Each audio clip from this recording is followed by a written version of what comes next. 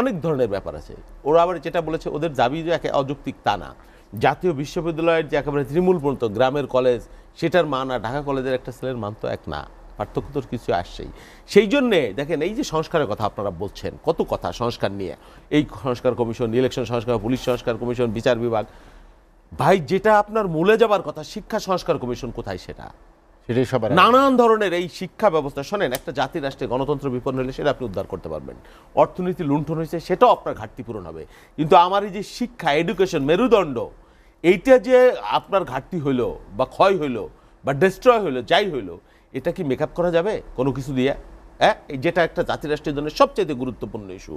আমি তো মনে করি সেই শিক্ষা নিয়ে নানান ধরনের কী ধরনের শিক্ষা হবে, দ্বিমুখী শিক্ষা, ত্রিমুখী শিক্ষা, নানান ধরনের ব্যবস্থা, এই মাদ্রাসায় কমই, এই নানান ধরনের, তারপরে ওদের এই 7 কলেজের সমস্যা আরও নানাবিধ, এবং শিক্ষার মানটা কোথায় গেছে, আপনি শিক্ষার হার বাড়ছে আপনি এটা বলতে পারেন, মান আপনি নিশ্চয় করে বলতে পারেন, ওই যে IMGPA 5 জেনারেশন এটাও তো আছে।